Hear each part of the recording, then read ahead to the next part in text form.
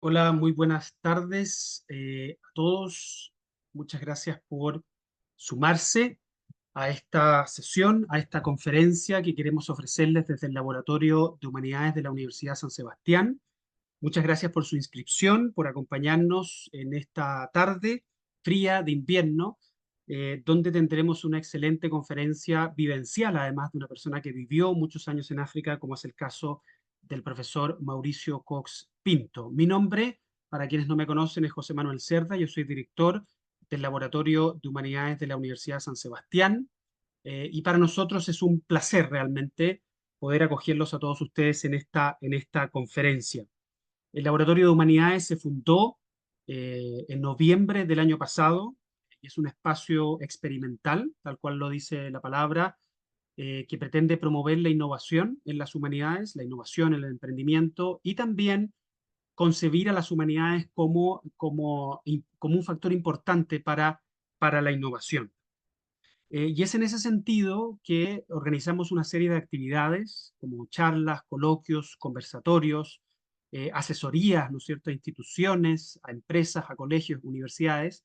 Y dentro de ese grupo de actividades es que hemos iniciado este año con una conferencia sobre la monja alemana Hildegarda de Bingen, por ahí por el fines del mes de marzo, comienzos de abril. Esa conferencia está disponible íntegra y completamente en nuestro canal de YouTube, como estará también esta conferencia que está siendo debidamente grabada. Así que quienes quieren volver a ver esta conferencia el día de mañana o quieren recomendarla a otra persona, o les gustaría compartirla con personas que ustedes conozcan y que les pueda interesar este tema y no tuvieron la posibilidad de estar aquí con nosotros en vivo y en directo, tienen toda esa posibilidad a partir del día de mañana o el lunes, que es cuando a las personas inscritas les haremos llegar el enlace con el acceso a nuestro canal de YouTube, donde podrán ver esta y otras conferencias y material que hemos ido cargando ahí con el tiempo. Bueno, les quiero pedir que en la medida de lo posible mantengan sus micrófonos y sus cámaras apagadas a lo largo de esta sesión, que nos llevará a un importante episodio, a un trágico capítulo de la historia de África, bastante reciente si ustedes lo piensan, son los años 90. Y pedirles que todos ustedes quienes deseen hacer comentarios y preguntas los hagan por escrito en el chat, ¿ya? Como es de costumbre. Entonces ustedes en los controles del Zoom se dirigen a donde están las opciones, se meten al chat y van haciendo preguntas y comentarios que les vayan surgiendo a lo largo de la conferencia y no solamente al final, porque cuando llega el momento del final de la conferencia muchas veces uno se pone a hacer las preguntas y se produce como un vacío. Entonces, quisiéramos animarlos a que en la medida en que vayan surgiendo las preguntas y los comentarios, ustedes inmediatamente se dirigen al chat, micrófono y cámara apagados, ¿no es cierto? Y puedan plantearnos sus preguntas que Mauricio contestará al final de esta sesión. Bueno, y que esas preguntas se las hará la coordinadora del Laboratorio de Humanidades, María Luisa Salazar, que ha estado detrás de la organización de esta conferencia, de la promoción de esta actividad y que gentilmente al final de esta conferencia va a leer, digamos, una selección de preguntas. Si son muy poquitas se pueden contestar todas, pero si son muchas será, como es habitual, una selección de preguntas. Bueno, ya ha habido los comentarios y avisos y todo eso, viene la parte importante que es justamente presentar al profesor Mauricio Cox Pinto, quien es magíster en teología por la Pontificia Universidad Católica de Chile, egresado por la misma universidad del programa de MBA, perteneció a la comunidad de padres de Schoenstatt por más de 20 años. Y bueno, vivió en África mucho tiempo, así que la conferencia que nos va a dictar tiene también un carácter muy cercano, muy vivencial para él. Actualmente trabaja en la Universidad San Sebastián, es investigador y profesor del Laboratorio de Humanidades y también del Centro de Extensión y Estudios CEUS. Ha dictado cursos y charlas sobre grandes religiones y centros de peregrinación, como también sobre la historia de África contemporánea. Es autor del libro Sebastián Bitan-Wanimana y los mártires de la fraternidad de Burundi. Mauricio, muchas gracias por esta conferencia que nos vas a dictar y entonces te cedo la palabra. Muchas gracias, José Manuel, y a través tuyo también un agradecimiento a todo el equipo del Laboratorio de Humanidades de la Universidad San Sebastián que me han invitado a compartir esta charla, me han ayudado también, especialmente María Luisa, en la preparación de la presentación, y a mis colegas también del equipo del Centro de Extensión y Estudios de la Universidad San Sebastián que nos han ayudado también con la difusión de esta charla. Quisiera comenzar, uy, a ver, ahí sí, con esta primera lámina de introducción, con esta palabra que está ahí, saludarlos a todos diciéndoles Amahoro. Amahoro, que significa en el idioma de Kinyarwanda y de Kirundi, que son los idiomas nativos de los países de Ruanda y de Burundi, y significa la paz. Es el saludo cotidiano que todos los burundeses y ruandeses, cuando se ven por primera vez en el día, la manera de saludarse es con esta palabra Amahoro y que significa la paz y que tiene muchísimo que ver con lo que vamos a compartir en esta charla. Con esta foto también del paisaje de este país de Ruanda, llamado y conocido popularmente como el país de las mil colinas, a pesar de que tiene más de 30.000 o más. Es un paisaje distinto, uno se imagina un África más bien el África del Sahara, pero este es un país muy fértil, vive de las plantaciones de café, de té, rodeado por lindos lagos, en fin, un paisaje africano realmente bonito que es bien inspirador. Creo y me parece oportuno partir en esta introducción haciéndonos la pregunta, bueno, ¿por qué una charla sobre Burundi, perdón, sobre el genocidio en Ruanda? País tan lejano, en otro continente, ¿qué puede decirnos?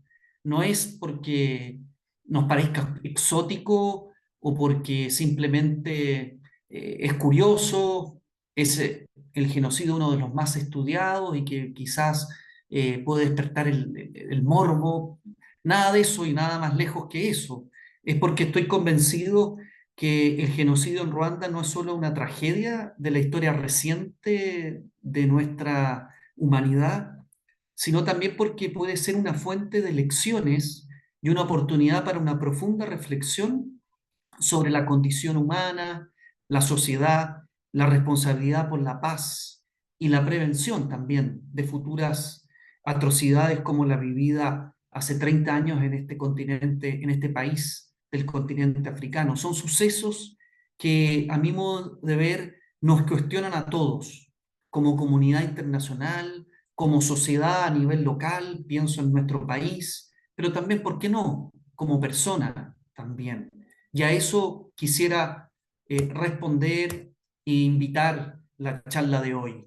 Ahora, si miramos también el contexto y la realidad actual en el mundo y miramos también el tema de hoy a la luz de las violentas crisis que se viven en varias partes, como en Ucrania, en Israel y la Franja de Gaza, en Sudán, en el misma República Democrática del Congo, país vecino a Ruanda y Burundi, nos damos cuenta de que es un tema actual, que lamentablemente no hemos aprendido del todo de las lecciones de una tragedia como esta. Se debate si estos conflictos que acabo de nombrar se ajustan a la definición de genocidio, pero debemos reconocer que algunos comparten características similares. Ahora, ¿por qué lo hacemos en un día como hoy? Coloqué en la presentación esta fecha del 15 de julio de 1994, porque en este día, que es en esta misma semana, se recuerda el fin de estos 100 días del genocidio que comenzó un día 7 de abril de 1994 y concluye en este día 15 de julio, que es una fecha emblemática para el pueblo ruandés, que recuerda la entrada del Ejército Patriótico Ruandés, ya hablaré sobre eso, en la capital de Ruanda, Kigali, y con esto concluyen estos casi más de 3 meses, 100 días de matanza sistemática de la población Tutsi. Y comienza una nueva etapa para este país, un nuevo nacimiento. Por eso no sabía, pero hace pocos días me enteré de que en este día 15 de julio, es decir, hace 2 días atrás, se celebran o se celebraron recién las elecciones presidenciales en Ruanda. Algo de eso hablaré cuando hable de la situación actual del país. ¿Qué marca este nuevo nacimiento para esta nación africana? Pero también, como ya lo dijo José Manuel, existe una motivación personal extra a estar hablando hoy de este acontecimiento a 30 años de esta tragedia. Hace casi 20 años, es decir, 11 años de ocurridos estos hechos, fue enviado por el movimiento apostólico de Schoenstatt como misionero en Burundi, un país vecino a Ruanda y de características muy similares. Estuve 3 años viviendo allí y durante esos años tuve la oportunidad de viajar en varias oportunidades a Ruanda y conocer de cerca la realidad de ambos países. Me encariñé mucho con la gente, con su cultura, su religiosidad y pude ser testigo de las consecuencias también que toda guerra civil acarrea para el alma de una nación. Más todavía cuando se trata de una tragedia de las proporciones ocurridas en Ruanda hace justo 30 años. Lo que me llama la atención es que mi experiencia fue encontrarme con un pueblo alegre, un pueblo pacífico, un pueblo tremendamente religioso, un pueblo que podríamos decir de una sociedad normal, que podría ser como la nuestra, es decir, invita a la reflexión de cómo se pudo haber llegado a una situación como esta y también nos plantea también el desafío o la pregunta de que esto también podría haber ocurrido en otra parte, incluso más cercana a nuestra realidad.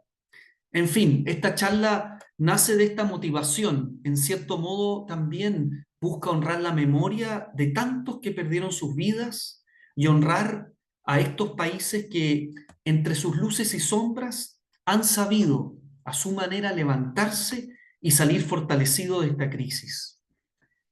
Por otro lado, una advertencia, es decir, yo no soy un especialista en el tema, no soy especialista en derecho internacional, tampoco soy antropólogo para tratar de explicar este conflicto étnico, ni experto tampoco en este tema, o sociólogo, incluso historiador. Mi abordaje al tema será más bien una reflexión desde las humanidades, a propósito de esta invitación y del laboratorio, a partir de mi experiencia de vivir un tiempo en esta región de África y también lo que he podido leer, investigar sobre esta tragedia. Por eso, también pertinente hacernos esta pregunta: ¿qué nos pueden aportar las humanidades a la hora de abordar el tema del genocidio en Ruanda?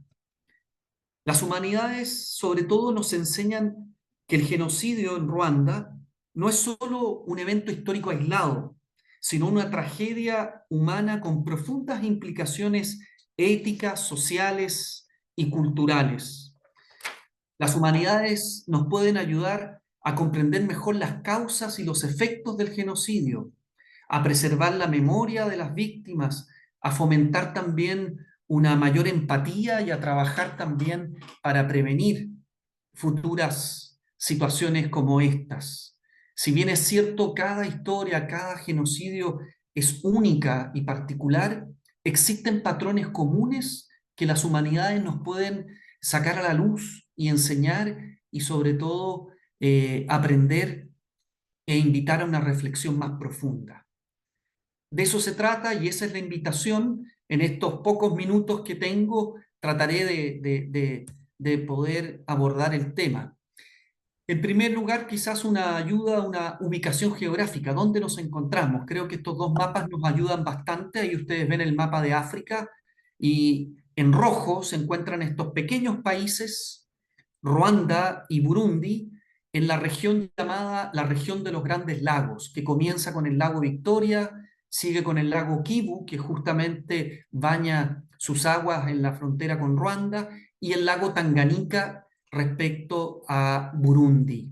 Se trata del África que se llama subsahariana, es decir, al sur del desierto del Sahara, y rodeado estos dos países de dos países gigantes como son Tanzania en el oriente y en occidente la República Democrática del Congo. En este segundo mapa más, ¿no es cierto?, de mayor acercamiento, ustedes pueden ver más en detalle Ruanda y Burundi. Ruanda, la capital Kigali, Bujumbura, a orillas del lago Tanganica, la capital de Burundi, y son países, uno de los países más pequeños del mundo, también de África. Eh, para que tengan ustedes una dimensión, una idea, Ruanda tiene 26.000 kilómetros cuadrados y más de 13 millones de habitantes, lo que lo hace uno de los países de mayor densidad demográfica. Poniendo un ejemplo para que ustedes tengan una idea, si lo comparamos con Uruguay, que es uno de los países más pequeños de América del Sur, Ruanda es 4 veces más pequeño que Uruguay. Uruguay tiene 176.000 kilómetros cuadrados. Y por otro lado, la población de Uruguay no llega a los 3,4 millones de habitantes, es decir, que Ruanda, siendo 4 veces más pequeño que Uruguay, tiene 6 veces más la población de Uruguay. ¿Por qué digo esto? Porque este tema también de la densidad demográfica, el problema de tierra, también es un factor que contribuye a entender lo sucedido en Ruanda en el genocidio. Por último, ambos países, Ruanda y Burundi, son países mayoritariamente cristianos. Si sumamos los católicos, los protestantes y evangélicos, adventistas también, llegamos a hablar del 90% de la población que se confiesa cristiana versus un 5% de población musulmana y el resto entre creencias indígenas y sin religión. Esto lo hace ser, al igual que con el Congo, de los países más cristianos del África, si los comparamos con los países del norte de religión mayoritariamente musulmana. La historia de la evangelización y la llegada del cristianismo a estos países del África subsahariana da para otra charla, no me quiero desviar, pero es realmente apasionante y relativamente cercana. Estamos hablando a mitad del siglo XIX, la llegada de los primeros misioneros, que coincide con la llegada de los primeros blancos. Hasta ahí un poco sobre la ubicación de estos países y algo también sobre datos de estos países. Veamos ahora como un pequeño antecedente que nos ayude a entender de cómo llegamos a los trágicos sucesos del genocidio. No pretendo hacer una historia exhaustiva, pero sí arrojar algunos datos que a mí me parecen fundamentales para poder entender a cómo se llega a la tragedia del genocidio. Y comienzo como antecedente hablando algo sobre el periodo precolonial, antes de la llegada del hombre blanco a esta región del África y en particular a estos países. Durante este periodo precolonial, Ruanda y Burundi eran dos reinos, estaban habitados principalmente por tres grupos étnicos, como ustedes pueden ver ahí en una de las fotos de esta presentación. Los Tutsi, de minoría significativa, del 20% más o menos de la población, y la mayoría del pueblo Hutu, de casi el 80%, y una minoría, un número muy menor que no llega casi al 1% de la etnia Tuá, o son los pigmeos, y así estaba constituido este país y así sigue siendo constituido hasta el día de hoy. Lo mismo podemos decir de Burundi.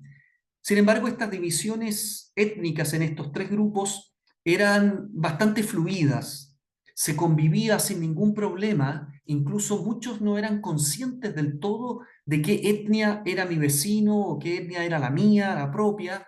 Históricamente se ha visto en los estudios que los Tutsi, esta minoría significativa del 20%, era un pueblo nómade, se piensa que vino desde el Kenia, pasando por Uganda, pueblo vinculado al pastoreo, sobre todo de vacas, de búfalos de agua, que son los animales que se encuentran en Burundi, versus la población mayoritaria hutu más vinculada al trabajo de la tierra y de la agricultura. Existía una suerte de convivencia, también hay que decirlo, de cierto vasallaje. La monarquía era tutsi, que tenían de alguna manera el control político en una sociedad muy primitiva, no pecunaria, no existía la moneda, entonces el símbolo de estatus en muchos de estos casos era la vaca y el ganado. Entonces existía esa suerte de supremacía, pero no existía ese concepto de superioridad, que fue justamente lo que introdujo el período colonial. Durante la colonización, primero por Alemania en estos países hasta el fin de la Primera Guerra Mundial y luego por Bélgica, las autoridades coloniales exacerbaron las divisiones étnicas. Los belgas favorecieron a los Tutsi, esta minoría significativa, considerándolos una élite gobernante sobre los Hutus. Este es un sistema muy que estuvo presente también en otros países de África, lo que se llama la administración indirecta, es decir, con pocos colonos se administran grandes regiones privilegiando a un grupo étnico sobre otros local, y lo que creó, en el caso de Ruanda y de Burundi, un resentimiento y desigualdades significativas que fueron creciendo y alimentando un sentimiento, un mito de superioridad. Otra foto que puse en esta presentación, si ustedes se fijan, es un carnet de identidad en la época colonial, donde por primera vez y de manera expresa en el carnet, en la tarjeta de identificación, se habla de la etnia de procedencia de esa persona. Esto que no era tan consciente hasta la llegada de los colonos, se hace explícito a partir de esta tarjeta de identificación institucionalizada por los belgas y que fue causa también de división y de alguna manera solidificó la identidad hutu y la identidad tutsi. En 1959, antes de la independencia, es decir, del fin del periodo colonial, sucede un acontecimiento muy importante en la historia reciente de Ruanda, que es este levantamiento de la mayoría hutu contra la monarquía tutsi. Esto sucede en 1959, una revolución que derroca esta monarquía y que empieza a radicalizar las tensiones entre hutus y tutsi. Esto no sucede en Burundi, en que continúa en el gobierno esta minoría tutsi. Y cuando sucede el año 1962, imagínate, año del Mundial de Chile de fútbol, es el año de la independencia de estos dos países, junto también con la República Democrática del Congo, y a partir de la independencia y en las décadas siguientes, estas tensiones continúan. Eh, Producto de este levantamiento hutu, muchos tutsis huyen y dejan el país y son exiliados en la frontera con Uganda o en la República del Congo y intentan de alguna manera recuperar ese poder y por eso las tensiones escalan. En 1972, no en Ruanda, sino que en Burundi, sucede un intento de golpe de Estado. Eso que había sucedido el año 59 en Ruanda, la mayoría hutu intenta también rebelarse frente al poder minoritario tutsi y es un golpe de Estado fallido. Y como consecuencia, como represalia, el gobierno tutsi, que era un general en ese momento, Michombero de apellido, ocurre una serie de matanzas de la clase dirigente hutu, que se llamaban los intelectuales hutus, y que llegan a asesinar, se habla de más de 200.000 intelectuales hutus que son asesinados, y esto provocó definitivamente un sentimiento anti-tutsi, tanto en Ruanda como en Burundi. Y es así como al poco tiempo, en el año 73, en Ruanda, debido a esta radicalización y incubamiento del virus, del odio y el resentimiento, sucede un golpe de Estado en Ruanda, liderado por el general Fidel Habyarimana, el mismo que va a ser el presidente que va a ser asesinado, y con eso se desencadena el genocidio, donde cada vez más se van radicalizando las posturas y se va eh, posicionando un gobierno anti-Tutsi, insisto, ¿no es cierto?, radicalizado, hasta que justamente a partir de ese golpe de Estado detona una guerra civil de carácter étnico en Ruanda por más de 7 años, perdón, por más de casi 20 años, del año 73 al año 90, donde más de 1 millón de la etnia Tutsi se ven obligados a huir del país, y se crea el Frente Patriótico Ruandés, esta guerrilla de la etnia Tutsi que desde Uganda intenta recuperar su país, y entran en conflicto, y es lo que se llama la guerra civil entre el año 90 y 93. Ajá. En realidad es del 90 al 93, no del 73 como puse aquí en la presentación.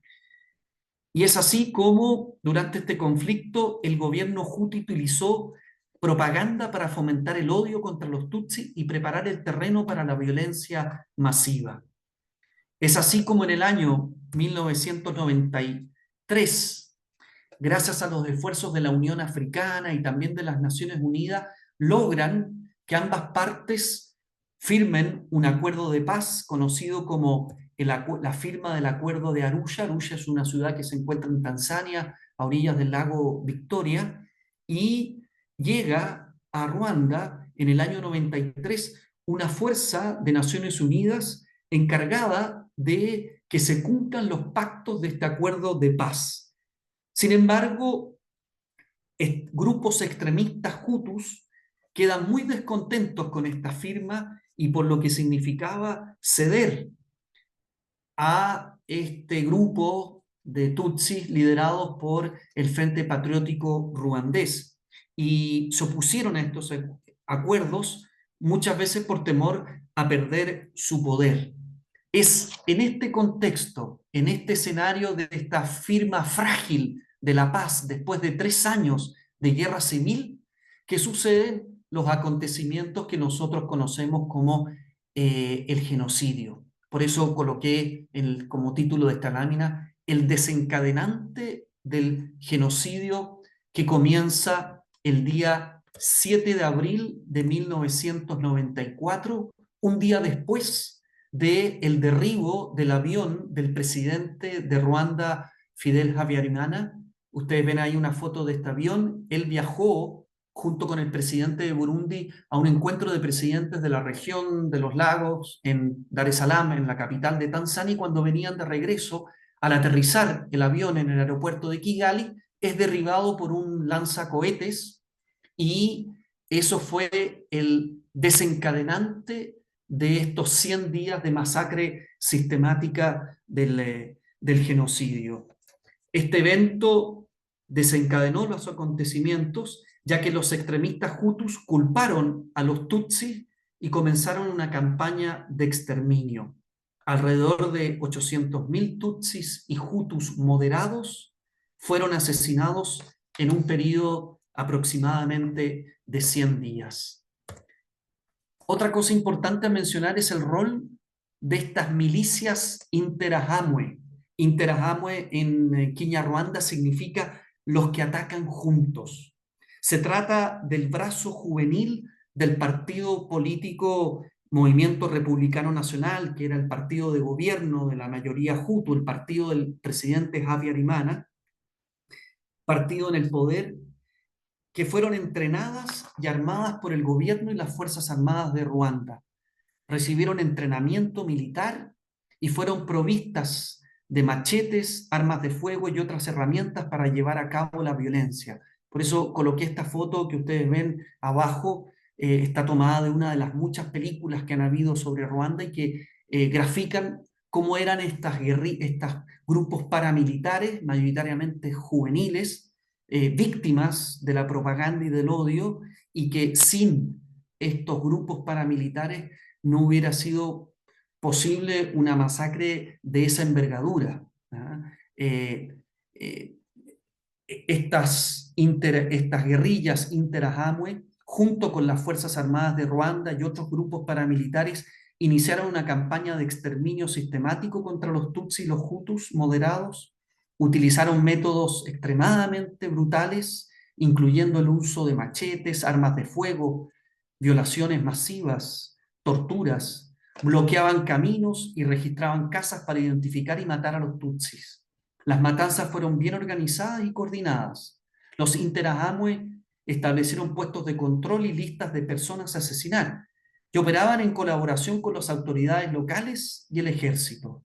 Muchos tutsis intentaron refugiarse en iglesias, hospitales y edificios públicos, pero estos lugares incluso no fueron respetados por estos grupos y fueron atacados y sus ocupantes masacrados.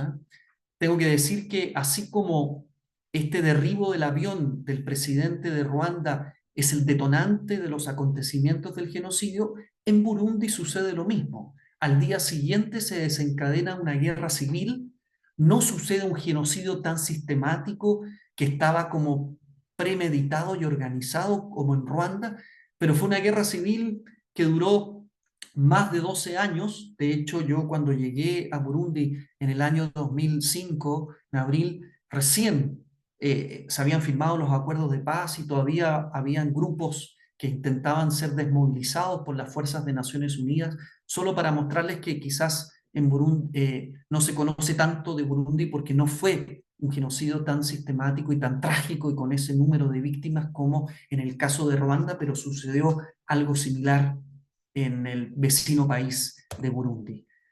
Por último, respecto a esta lámina, decir algo sobre la propaganda y la radicalización y el discurso de odio y el uso de los medios de comunicación. En estos países de África, no así la televisión, sí la radio es el medio de comunicación en un país de realidad rural, en medio de muchas aldeas y colinas, de dificultad de acceso. La radio es el medio de comunicación y de intercomunicación.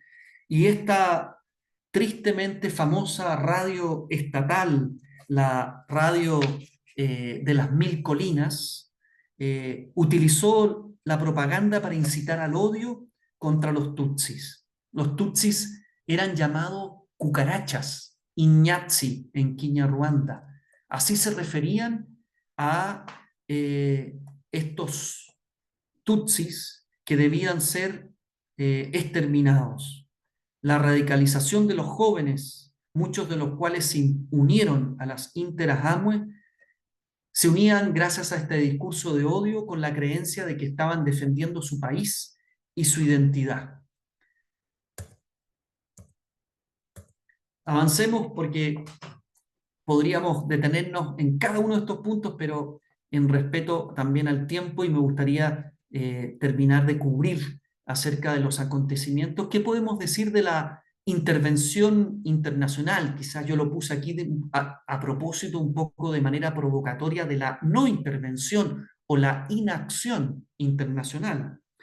La comunidad internacional y en particular la ONU fue ampliamente criticada por su inacción y falta de intervención para detener el genocidio. Como les decía hace un momento atrás, existía una fuerza de paz de Naciones Unidas, la UNAMIR, que significa la misión de asistencia de las Naciones Unidas en Ruanda, que tenía como misión o como mandato de supervisar la implementación de los acuerdos de Arusha, que buscaban poner fin a la guerra civil entre el gobierno de Ruanda y el Frente Patriótico Ruandés. Sin embargo, la UNAMIR tenía un mandato muy limitado, que se limitaba simplemente a la vigilancia del cese al fuego, pero no tenía autorización para intervenir militarmente en caso de violencia y una violencia masiva como lamentablemente ocurrió.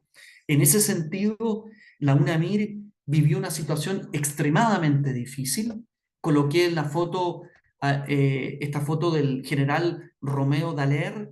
Es un comandante canadiense que era el jefe de las fuerzas de paz en esos momentos, cuando estaba esta fuerza de Naciones Unidas y comenzó el genocidio. Él escribe un libro años después, que se los recomiendo, donde da su experiencia y cuenta su testimonio, y él cuenta y dice que por inteligencia él recibió información de que se estaba preparando este genocidio, incluso lo hizo saber a sus superiores y llegó incluso hasta el secretario de Naciones Unidas, y sin embargo no hicieron caso, no tomaron medidas, y sucedió lo que ya sabemos y conocemos. E incluso recibió una orden de evacuación, de preocuparse solo de la población blanca que vivía en Ruanda y evacuarlo lo antes posible. Y él lo hace, así todo, desconoce en parte ese mandato, y gracias a esa desobediencia del general Dallaire, él evitó y salvó muchas vidas y evitó algunas tragedias. Así todo, la impotencia de esa inacción de Naciones Unidas lo experimentó en carne propia. Al poco tiempo, a los pocos días, llega al Consejo de Seguridad Nacional las noticias desde Ruanda, y hay una primera reacción de pasividad. ¿Ya? Eh, en general, sobre todo Estados Unidos, en el Consejo de Seguridad se mostró poco interés en una intervención más robusta. Hay que recordar que justo en esta época, unos meses antes, semanas antes incluso, ocurrió en Somalia este episodio, no sé si se acuerdan la película esta, la caída del halcón, este helicóptero, estas fuerzas especiales de Estados Unidos que quisieron rescatar unos rehenes americanos, y que fue un completo fracaso. Bueno, eso influyó mucho para que Estados Unidos no corriera riesgo y no quisiera intervenir de una manera más directa.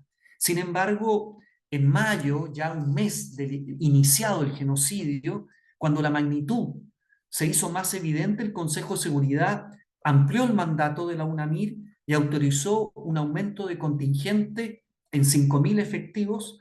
Sin embargo, la implementación fue muy lenta y las tropas adicionales llegaron realmente cuando el genocidio ya estaba en sus etapas finales.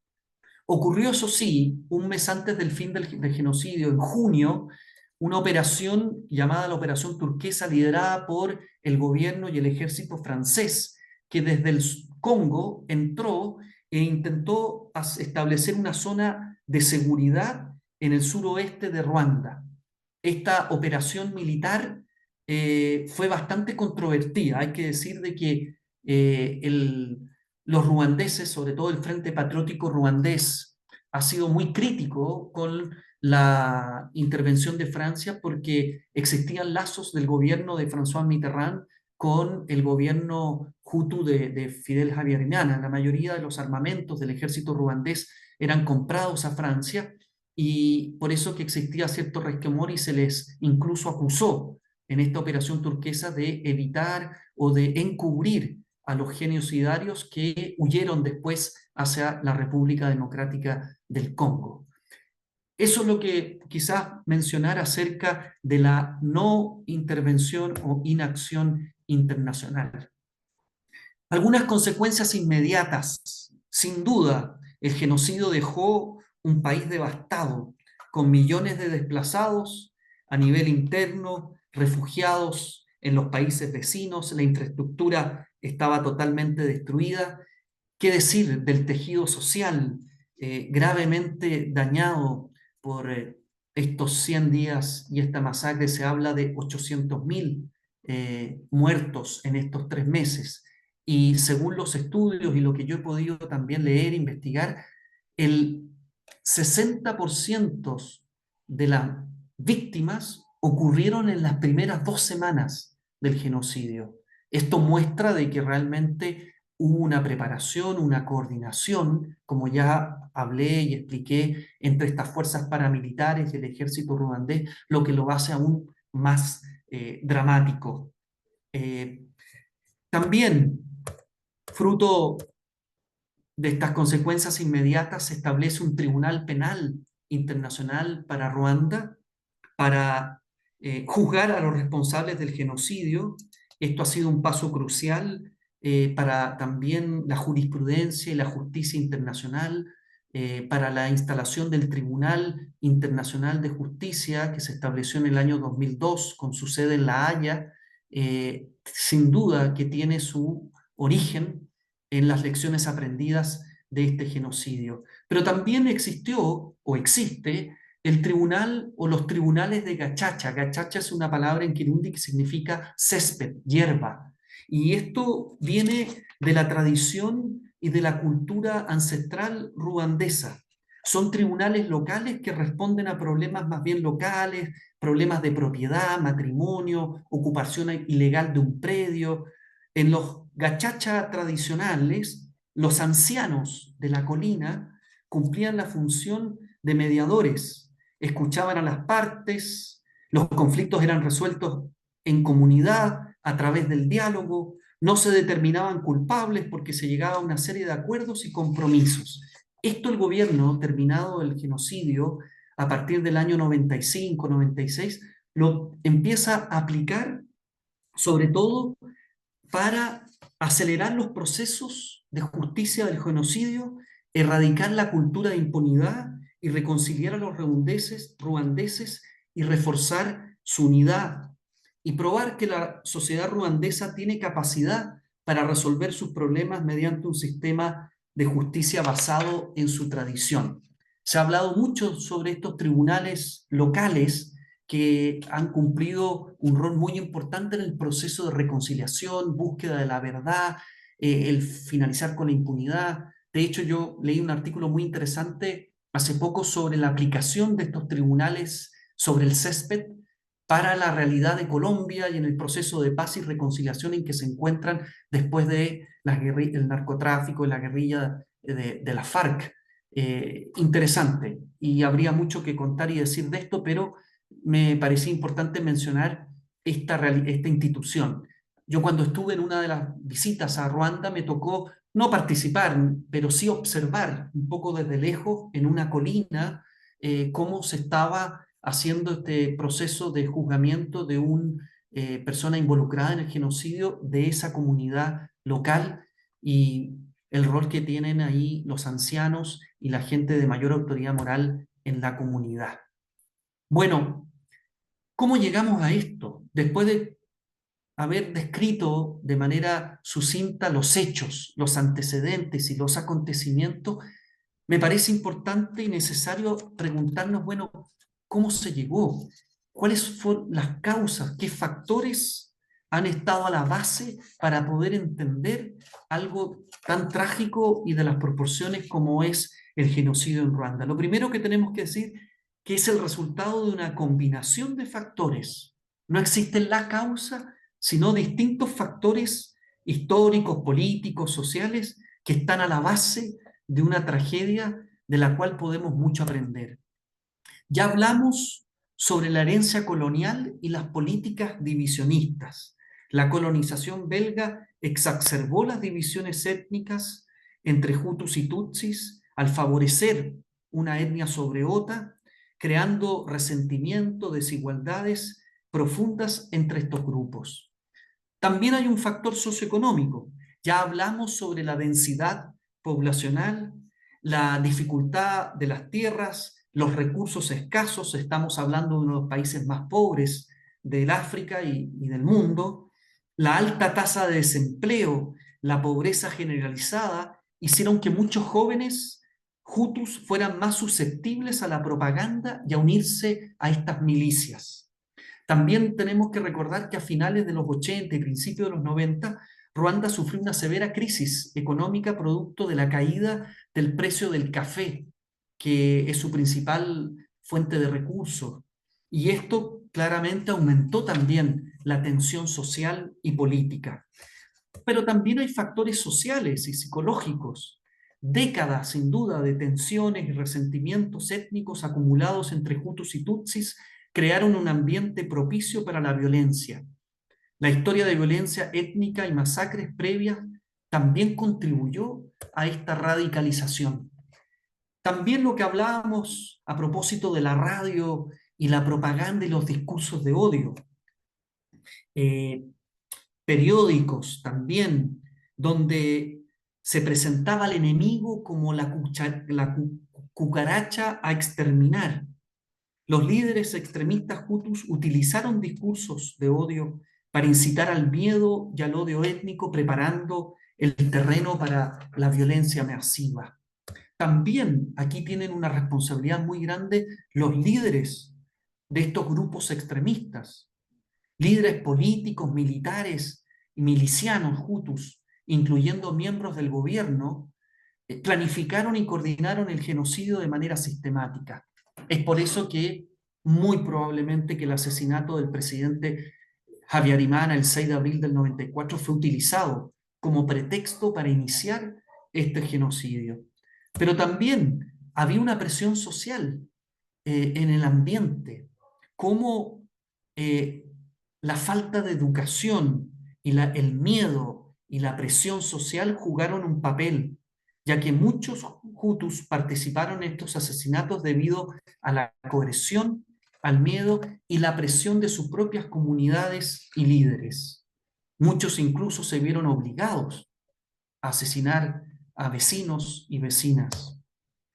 También hablamos de factores internacionales. No me voy a extender en esto, esta inacción de la comunidad internacional que provocó que este genocidio se extendiera por más de 100 días, la colaboración en venta de armas desde el continente europeo a estos países africanos, factores militares, evidentemente, esos años de guerra civil previo al genocidio, el conflicto armado creó un ambiente de guerra y desconfianza que los extremistas hutus utilizaron para justificar sus acciones genocidarias.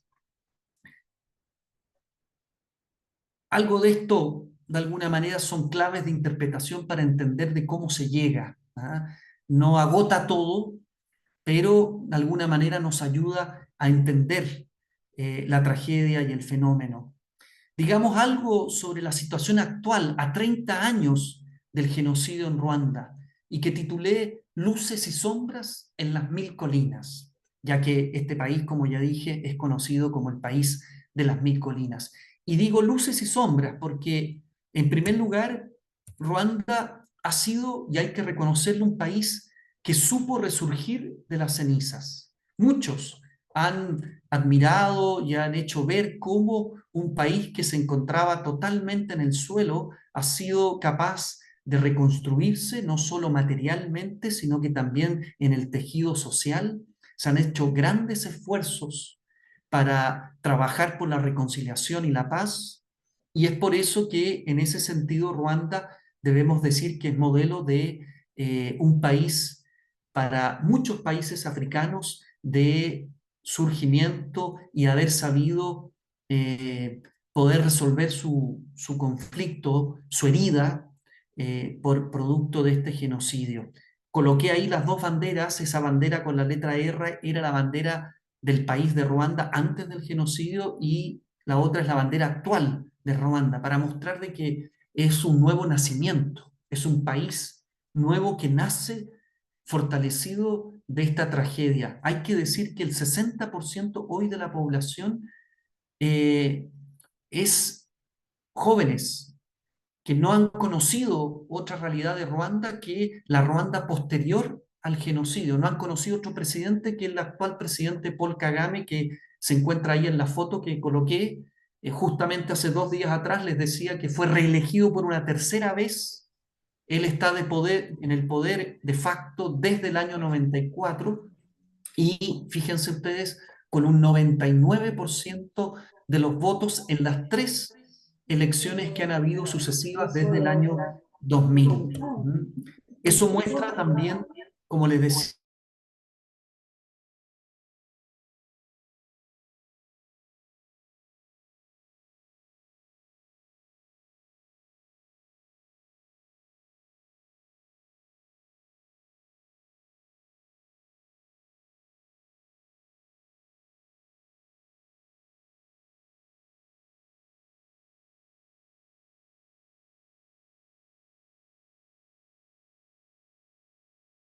Mauricio, está silenciado.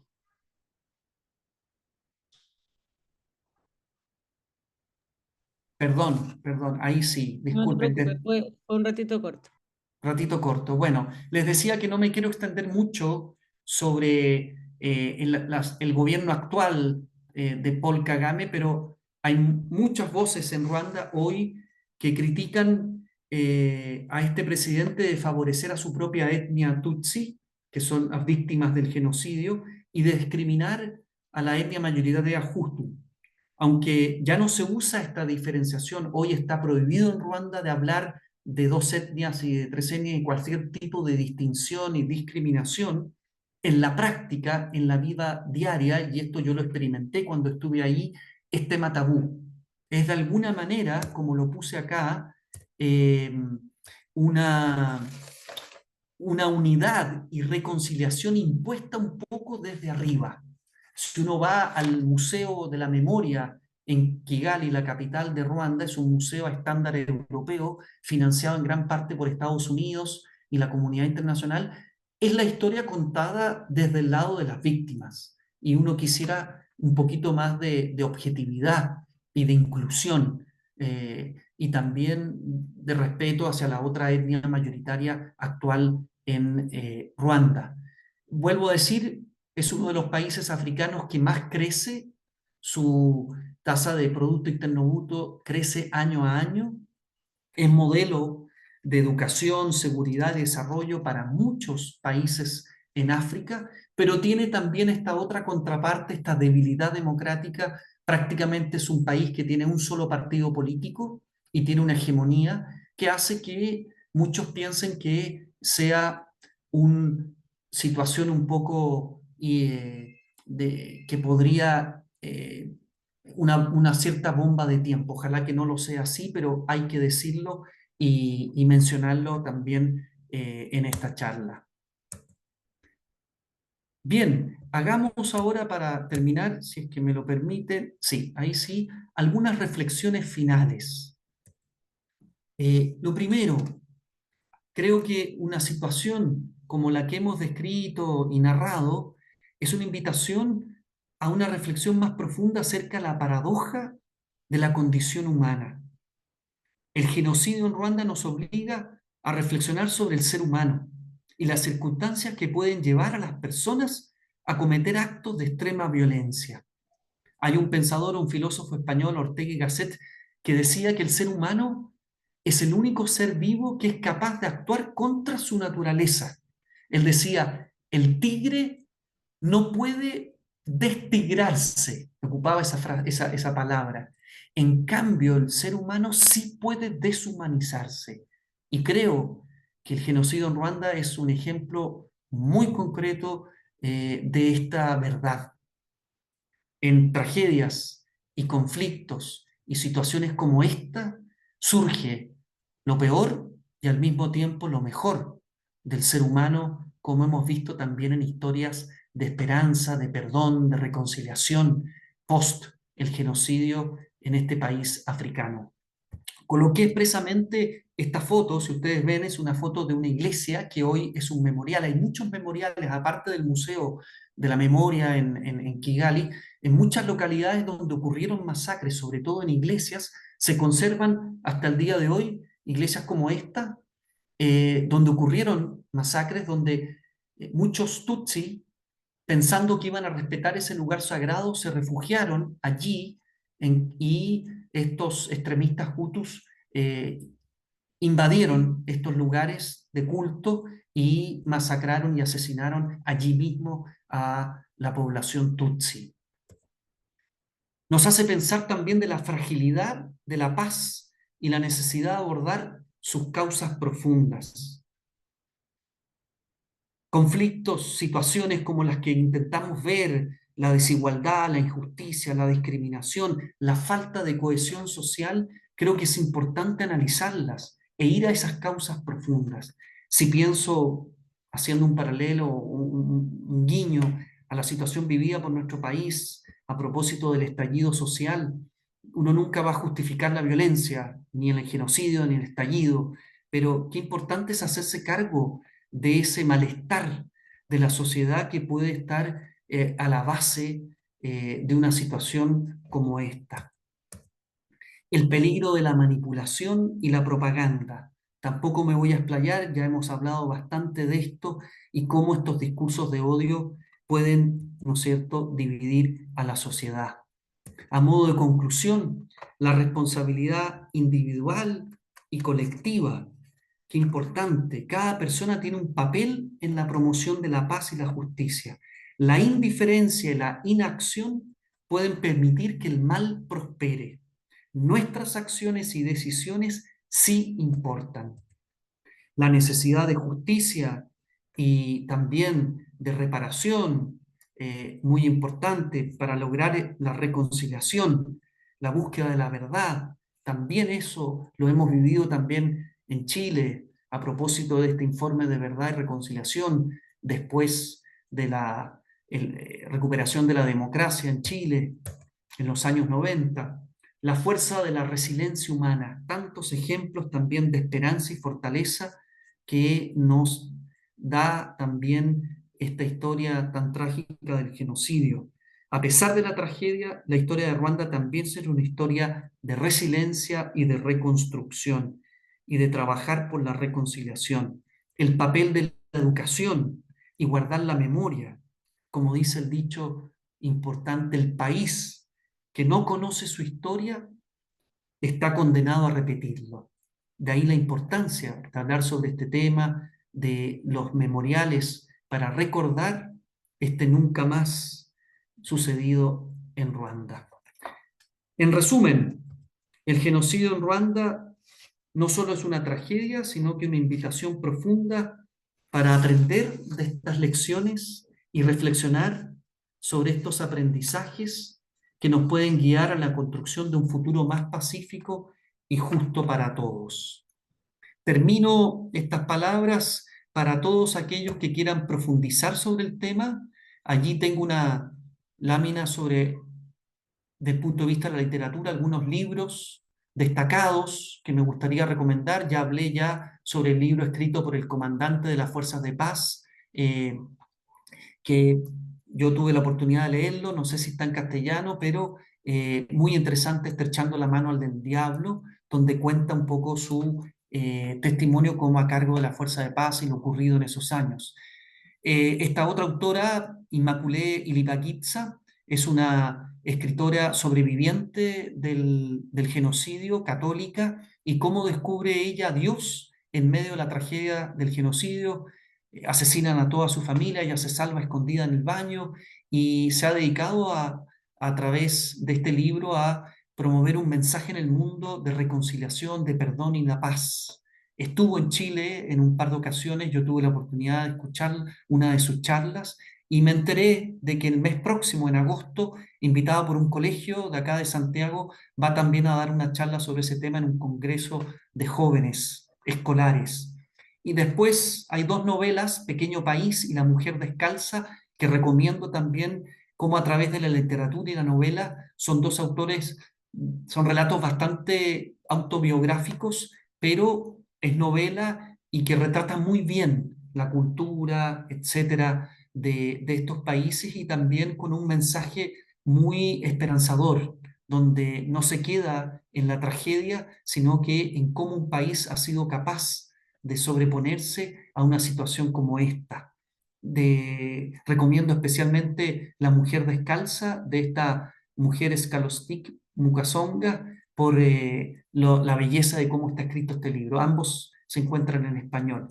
Y bueno, aquí coloqué un modesto aporte, un libro que escribí a mi regreso a Chile después de estos años de vivir en Burundi, sobre un relato no precisamente del genocidio en Ruanda, sino que de una situación, una masacre ocurrida en Burundi en un seminario menor, producto de esta guerra civil de carácter étnico y la historia de 40 jóvenes que fueron muertos y que hoy están en procesos de beatificación.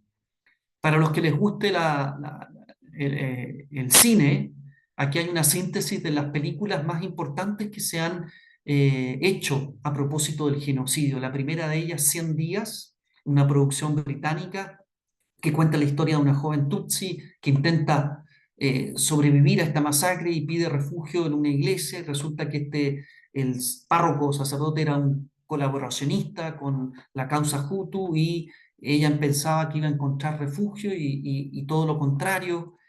En cambio, Shooting Dogs, la otra película, es todo lo contrario, es el homenaje a un sacerdote croata que murió en esos años, en esos días del genocidio por salvar a mucha gente, muchos Tutsi, y uno de los sobrevivientes es un periodista de la BBC que incluso colaboró en la redacción del guión de esta película. Y Hotel Rwanda, quizás una de las películas más famosas, más conocidas, más premiadas, que cuenta la historia de un gerente de un hotel, el Hotel de las Mil Colinas, que se dedicó también a acoger a muchos que huían, tutsis, de la tragedia, y es una historia real, hecha película, es como una suerte de lista de Schindler del genocidio en Ruanda. Sometimes in April es otra película que recomiendo, que habla, al igual que Quiña Ruanda, la otra película que vamos a ver en la lámina siguiente, de un mensaje de reconciliación y de paz. El acento está puesto ahí, en el perdón, etcétera, y es una película que recomiendo. De todas, yo me quedaría con Sometime in April y Hotel Rwanda. Esta otra película basada en el libro del general canadiense, Kinyarwanda, ya hablé de esa, una producción americana-ruandesa, y esta otra película que no la he visto, que salió ahora este año 2024, una producción española, Hate Songs, es decir, cantos de odio, que habla sobre justamente la radio de las Mil Colinas y el rol que cumplió en el genocidio con sus discursos de odio a los jóvenes, incitando a matar a los enemigos tutsis. ¿Eh? Eso es lo que podría decirle para todos aquellos que quieran seguir profundizando en el tema. Eso, perdón si me extendí en el plazo del tiempo, no sé si quizás María Luisa en el chat hay alguna pregunta que Sí, pudiéramos quizás comentar. eh, hay dos preguntas. Si alguien quisiera hacer alguna más, todavía está abierto ahí el chat para que Mauricio pueda responder. Una, al parecer, ya respondiste con tus sugerencias de lecturas, porque Marce quería preguntar las lecturas recomendadas. Quizás, si quieres mencionar cuál es tu favorita, mejor aún, y ahí pasamos a la segunda. Ya, gracias. Bueno, el libro de Immaculée Ilibagiza yo lo recomiendo. ¿Ah? Es un libro muy testimonial, muy real de lo que ella vivió y sobre todo un testimonio profundo de, en medio de esa tragedia del genocidio, poder encontrar a Dios y sobre todo ser capaz de perdonar a aquellos que asesinaron a sus propios familiares. Yo recomiendo no solo el libro, sino que hay varias de sus charlas que lo pueden ver en YouTube y como les dije hace un momento atrás, va a venir ahora en agosto al colegio, no sé si lo puedo decir, el colegio Tabancura, a este congreso, se llama Fe Joven, y me di cuenta que ella está invitada a dar un testimonio sobre el perdón y la paz. Y lo otro, el otro libro que también me animo a recomendar, es esta novela de este joven, Gaël Fayem. Es un rapero que vive en Francia, hijo de un francés casado con una ruandesa que sin embargo nació en Bujumbura, en Burundi, vivió toda su infancia en Burundi. Cuando estalla el genocidio, la guerra civil en Burundi, se ve obligado a huir y vive ahí, a partir de ahí, en Francia. Sin embargo, este libro es fruto de su regreso a Ruanda y Burundi, y cómo en esta novela recuerda sus años de infancia previo al genocidio y cómo describe cómo era su vida como niño y cómo nadie tiene el derecho a arrebatarle esa vivencia. Y fue un hit el 2016 en Francia esta novela que tiene un carácter también bastante testimonial. Genial, buenísimo. Y la otra pregunta que de José Manuel es, ¿qué rol jugó la Iglesia Católica en todo esto y el gobierno belga? ¿Y qué te parece la película Hotel Ruanda como reflejo de lo que sucedió? Uf, un tema muy delicado que da para mucho y tiene muchas aristas. ¿Ah? Se ha criticado mucho el rol de la Iglesia Católica, cómo en un país tan cristiano hayan sido capaces, ¿no es cierto?, de llegar a este tipo de atrocidades, hasta qué punto el amor al prójimo, ¿no es cierto? Y habría mucho que decir. Lo primero es que decir que al final del gobierno colonial belga se produjo un conflicto muy grande entre la Iglesia Católica y los misioneros y el gobierno belga, que estaba privilegiando una etnia sobre otra y promoviendo de alguna manera sin quizás estar del todo consciente, este odio entre etnias que consecuencias tan graves tuvo. De hecho, a la base de este levantamiento Hutu del año 59 que yo hablé, hay una intervención del obispo de Kigali, Monseñor Perrodani, que en una de estas cartas dice, y la voy a leer, dice: la ley de la justicia y de la caridad pide que las instituciones de un país aseguren realmente a todos sus habitantes los mismos derechos fundamentales y las mismas posibilidades de promoción humana y de participación en los asuntos públicos. Las instituciones que consagren un régimen de privilegios, favoritismo, proteccionismo, bien sea para los individuos o para los grupos sociales, no son conformes a la moral cristiana. Así de claro fue el arzobispo, que era la gran autoridad moral en esos años, declaró contra el gobierno belga, que de alguna manera jugó un rol sin querer en este levantamiento justo. A partir de allí, la Iglesia siempre intentó predicar el Evangelio y evitar este espiral de violencia y de odio. Sin embargo, ya estaba incubado esto, y hay que decir que hay grupos más radicalizados que manipularon esto y manipularon a la población, y que hizo que no pudiera evitar la Iglesia como institución estos acontecimientos. Por otro lado, hay que reconocer de que efectivamente hubieron algunos sacerdotes, digo algunos, y religiosos que o colaboraron o de manera pasiva no hicieron nada para evitar esta masacre, ya sea por miedo, por ideología, pero también encontramos a miembros de otras iglesias, como la iglesia anglicana, en la iglesia adventista, que también ocurrieron casos minoritarios que fueron también ellos eh, eh, eh, juzgados por ya sea colaboración indirecta o inacción para poder evitar este tipo de masacres. Sin embargo, también hay un testimonio mucho más mayoritario de que la Iglesia intentó siempre proteger y evitar estas masacres, pero ya era inevitable y es muy poco lo que pudo hacer. Pero lo poco que pudo hacer, hay testimonios como el que contaba yo de esta película de Disparando a los perros, Shooting Dogs, donde da cuenta de este sacerdote croata y muchos otros que yo conocí. Yo cuando estuve en Kigali me alojaba siempre en la casa de los padres palotinos, una comunidad de origen polaco, los padres palotinos polacos, y me contaban ahí todo lo que en ese barrio donde ellos estaban hicieron por salvar y proteger a la población tutsi.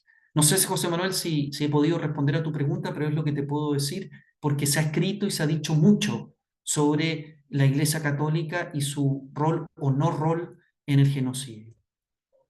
Sí, muchas gracias. Además de algunas felicitaciones y agradecimientos, Mauricio, acá vamos a responder, o sea, te vamos a preguntar una más, que es la de, bueno, yo creo que esto quizás es inevitable por el tema que estamos pasando, que está pasando hoy día actualmente en Palestina, pero ahí lo que dice Teresa Orrego, que no sé, dice, no sé si me salgo mucho del tema, pero ¿crees que lo que pasa hoy en Palestina es un genocidio o es una guerra? Yo creo que es interesante también siempre hacer símiles con el pasado, con lo que está pasando hoy día en el mundo, quizás puede ser interesante. Sí, es una muy buena pregunta y creo que amerita. De hecho, de alguna manera lo cité en la introducción y lo que nos puede significar estar hablando hoy de este genocidio a 30 años, de lo que está ocurriendo hoy en el mundo. Yo me salté una parte de mi presentación por temas de tiempo, pero en una parte dedico a hablar sobre las lecciones aprendidas, ¿ah? De cómo poder, ¿no es cierto?, o cómo la comunidad internacional, a partir de este genocidio, sacó algunas lecciones aprendidas. Y ahí se acuñó en la comunidad internacional y en Naciones Unidas el concepto de responsabilidad de proteger. Esto se hace a partir justamente de los errores cometidos en Ruanda, que establece que la comunidad internacional tiene la responsabilidad de intervenir para proteger a las poblaciones de genocidios, crímenes de guerra, limpieza étnica y crímenes de lesa humanidad, cuando los gobiernos nacionales no lo hacen. Se han desarrollado marcos legales y políticos, pero aquí está el tema. Muchas veces su implementación sigue siendo deficitario, sigue siendo un desafío, sobre todo en términos de voluntad política y capacidad también operativa. Cuando vemos que situaciones como las que estamos viviendo en la Franja de Gaza se siguen repitiendo y viviendo, y uno se pregunta, bueno, ¿por qué la comunidad internacional no actúa, no interviene de una manera mucho más robusta? Sin duda que nos damos cuenta de que hay allí un tema también de voluntad política, de intereses que impiden de que lo que está declarado en principio no se implemente o se implemente de manera deficitaria. La importancia de intervención temprana es otro aprendizaje a la luz de Ruanda por parte de Naciones Unidas y la comunidad internacional. La importancia de fortalecer esas fuerzas de paz para mejorar sus capacidades para una respuesta más rápida a emergencias humanitarias y conflictos, ¿ya?